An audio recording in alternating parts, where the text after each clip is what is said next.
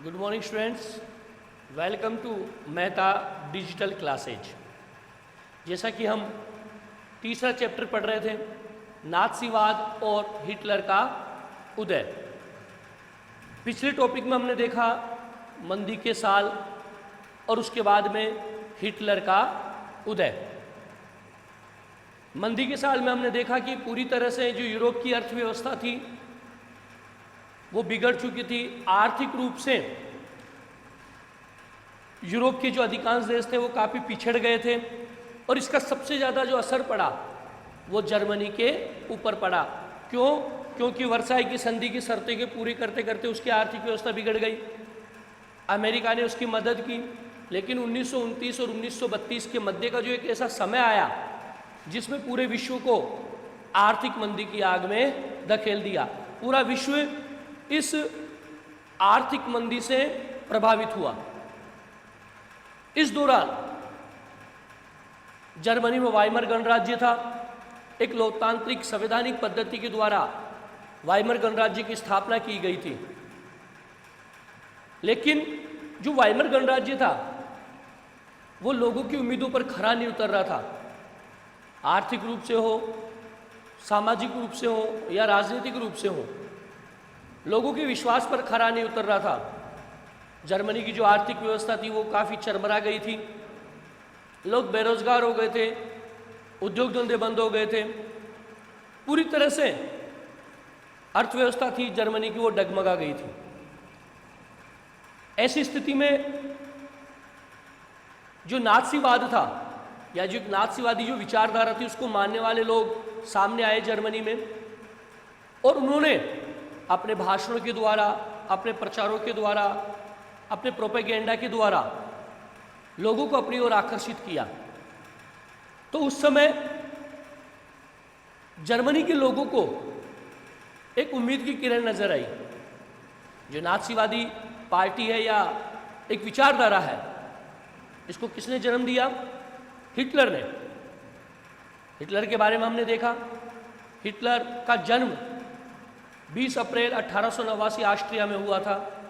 किस तरह से उसने गरीब परिवार में उसने जीवन यापित किया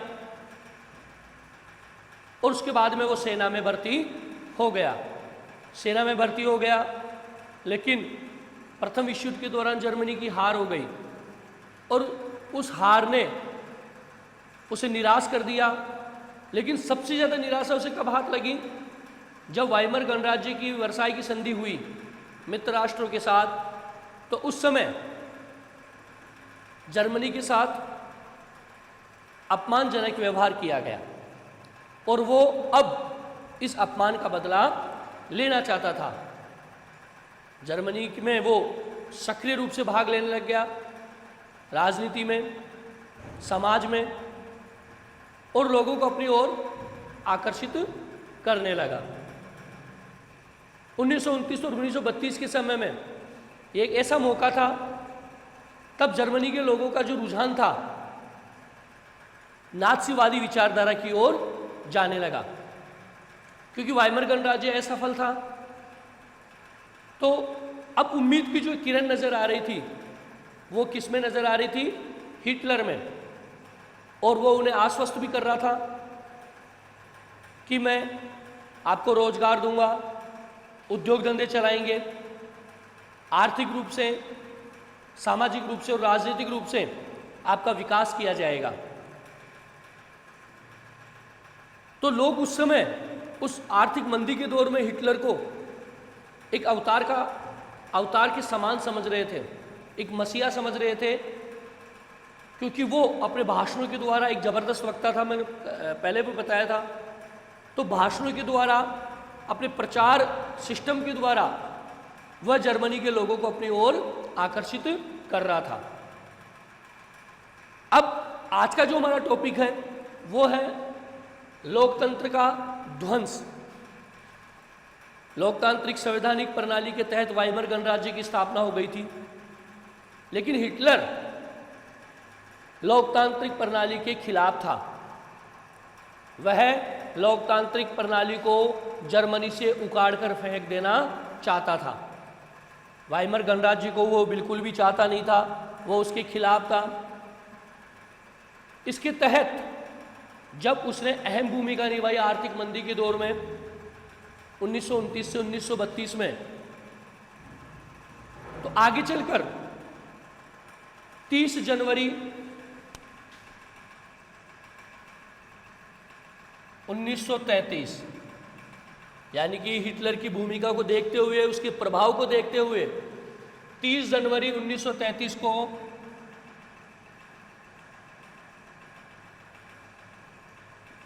हिंडनबर्ग जो कि जर्मनी के राष्ट्रपति थे, यानी कि 30 जनवरी 1933 को जर्मनी के जो राष्ट्रपति थे हिंडनबर्ग, उन्होंने जर्मनी को या जर्मनी का जो चांसलर पद का जो था वो न्योता दिया हिटलर को।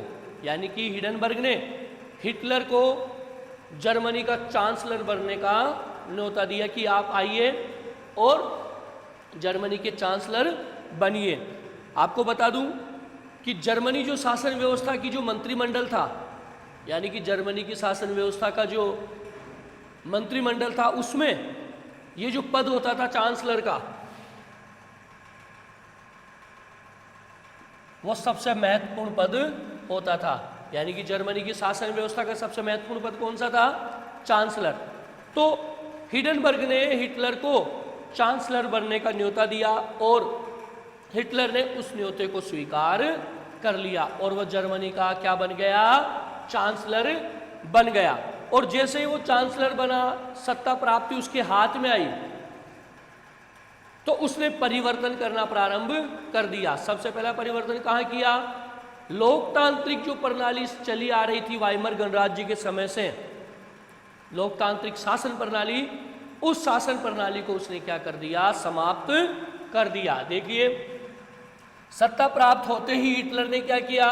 लोकतांत्रिक शासन की जो संरचना और संस्थाएं थी उनको क्या कर दिया? भंग कर दिया। यानी कि वाइमर गणराज्य के समय से जो भी जर्मनी में लोकतांत्रिक शासन संरचना थी और जो संस्थाएं थी, उन सभी को उसने क्या कर दिया? भंग कर दिया। उसके बाद में हिटलर ने अभिव्यक्ति, प्रेस एवं सभा करने की आज़ादी और जो नागरिक अधिकार दिए गए थे उनको भी अनिश्चित काल के लिए निलंबित कर दिया। यानी कि उसने क्या किया? लोकतंत्र से जुड़ी हुई जो भी चीज़ें थी उन सभी को उसने क्या कर दिया? समाप्त करना प्रारंभ कर दिया।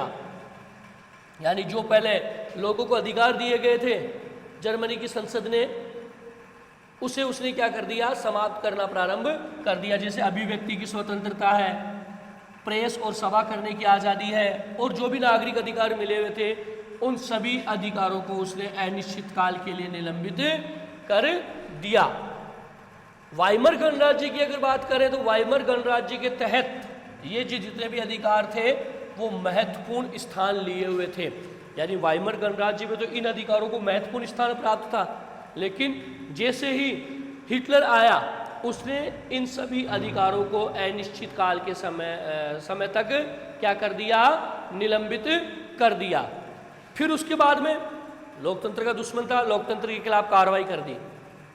उसके जो कट्टर दुश्मन थे, जो हिटलर अपना जो कट्टर दुश्मन जिसको समझता था वो थे कम्युनिस्ट। यानी कि हिटलर कम्युनिस्टों को अपना कट्टर दुश्मन समझता था और इस दुश्मनी के तहत उसने कम्युनिस्टों पर कार्रवाई करना प्रारंभ कर दिया। कम्युनिस्टों पर कार्रवाई करने के तहत उसने क्या किया? कुछ कैंप बनाए, एक ऐसी जगह बनाई कैंप जिन्हें नाम दिया गया कंसंट्रेशन। ये ऐसे कैंप थे जहां पर बिना कानूनी, यानी कि कंसंट्रेशन जो एक ऐसे कैंप थे जहां पर बिना किसी कानूनी प्रक्रिया के, ऐसी जगह या ऐसे स्थान जहां पर बिना किसी कानूनी प्रक्रिया के लोगों को रखा जाता था। तो उसने क्या किया? हिटलर ने जो कम्युनिस्ट थे उनको इन कैंपों में बंद करना प्रारंभ कर दिया। ये स्थान ऐसे थे जहां पर चारों ओर कंटीले तार लगे हुए थे और उन तारों में क्या दौड़ता था? करंट दौड़ता था। जैसे एक बाड़ाबंदी होती है, उस प्रकार की ये स्थान थे, कैंप थे, कैंप। तो वहां पर उसने किसको बंद किया? कम्युनिस्टों को। कम्युनिस्टों को इसने बंद किया, और वो भी कैसे? बिना किसी कानूनी प्रक्रिया के। भाई उसको ये तानाशाही था तो तानाशाही रुख अपना रहा था, तो कम्युनिस्टों को उसने बिना किसी कानूनी कार्रवाई के ही गिरफ्तार कर लिया और इन कैंपों में ले जाकर डाल दिया। और इस कैंप की विशेषता क्या थी कि ये जो कैंप थे वो चारों ओर से क्या थे? नुकीले जो तार होते हैं, कांटेदार तार, उन तारों से घिरा हुआ था, और उन तारों में क्या दौड़ता था? करंट दौड़ता था। उसके बाद में 3 मार्च 1999 जैसे ही ये चांसलर बना, उसने तानाशाही रुख अपना लिया।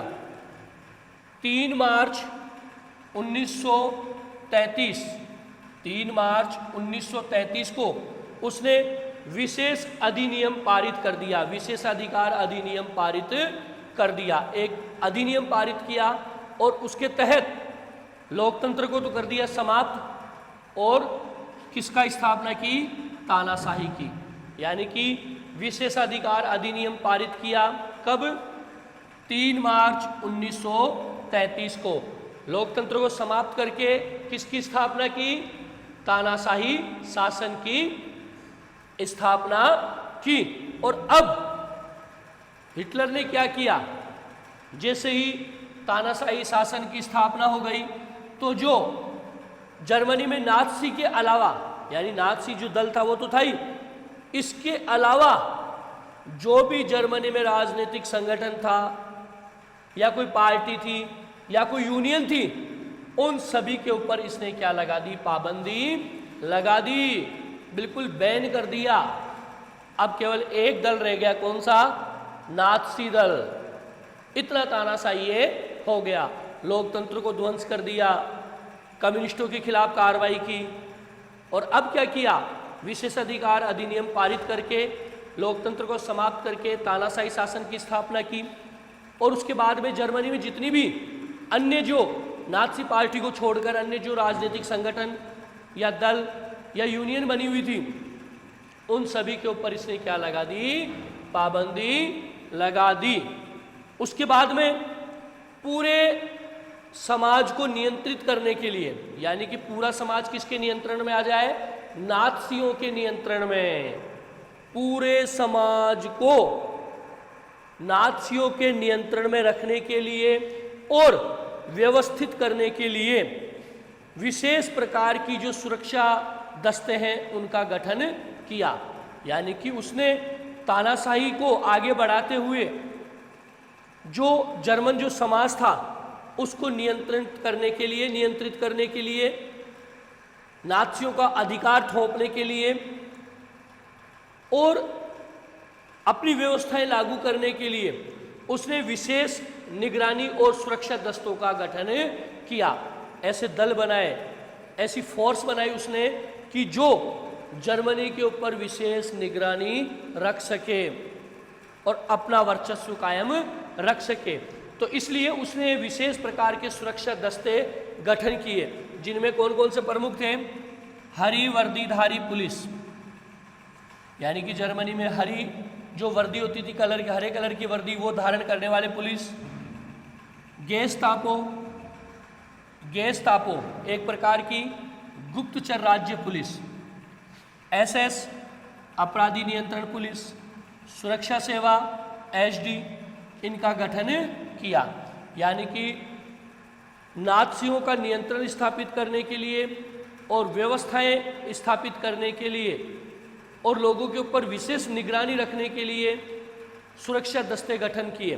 हरी वर्दी पुलिस, हरी वर्दी वाली पुलिस, गेस्तापो गुप्तचर राज्य पुलिस, SS अपराधी नियंत्रण पुलिस और सुरक्षा सेवा HD का गठन किया, जो जर्मनी के लोगों के ऊपर या समाज के ऊपर नियंत्रण स्थापित किए हुए थे। अब जो गेस्तापो होता था, इसके तहत जो यात्रा, जो गृह होते थे, यात्रा जहाँ पर सजा दी जाती थी, यात्रा दी जाती थी, वो इस गेस्तापो के तहत आते थे। यानी कि गेस्तापो में जो था यातना गृह जो थे उसमें किसी भी व्यक्ति को बंदी बनाकर डाल दिया जाता था गैस्टापो के तहत। यानी गैस्टापो में यातना गृह जो होते थे वो आते थे और उसमें किसी भी व्यक्ति को बंदी बनाकर इसमें डाल दिया जाता था, और वो भी बिना किसी कानूनी कार्रवाई के। यानी कि एक प्रकार का ऐसा कानून था ये, इसने एक ऐसा शासन व्यवस्था लागू की कि किसी भी व्यक्ति को अपनी मनमर्जी से ये क्या कर लेते थे, बंदी बना लेते थे और गैस्टापो के जो यातना गृह होते थे उनमें डाल देते थे, और वो भी बिना किसी कानूनी कार्रवाई के किए। और कभी कभी तो गिरफ्तार कर लिया, यातनाएं दे दी, सजा दे दी, और विशेष परिस्थिति में देश निकाला भी दे दिया जाता था। यानी कि उसको देश से निकाल दिया जाता था। तो इस प्रकार का तानाशाही जो शासन था हिटलर ने जर्मनी में स्थापित किया। पुलिस प्रशासन से लेकर, लोकतंत्र के विध्वंस से लेकर, विशेषाधिकार अधिनियम पारित से लेकर, व्यक्ति की स्वतंत्रता से लेकर, अधिकारों से लेकर, इन सभी के खिलाफ उसने सख्त रवैया अपनाया। वाइमर गणराज्य की जो भी शासन प्रणाली में चले आ रही जो प्रक्रियाएं थी उन सभी को समाप्त कर दिया, लोकतंत्र को विध्वंस किया, कम्युनिस्टों के खिलाफ तानाशाही रुख अपनाया, समाज में खुद का नियंत्रण हो, खुद की व्यवस्थाएं हो, उसके लिए क्या किया, विशेष प्रकार की निगरानी और सुरक्षा दस्ते गठन में लाए, और जो भी व्यक्ति इसका विरोध करता उनको क्या करता, बिना कानूनी कार्रवाई के ही बंदी बना लेता, गिरफ्तार कर लेता और यातना गृह में डाल देता, सजा दी जाती थी। और कभी कभी तो ऐसे व्यक्तियों को देश से निकाला भी दे दिया जाता था। तो ये स्थिति थी लोकतंत्र के ध्वंस की, कि किस प्रकार से हिटलर ने सत्ता में आते ही तानाशाही रुख अपनाया।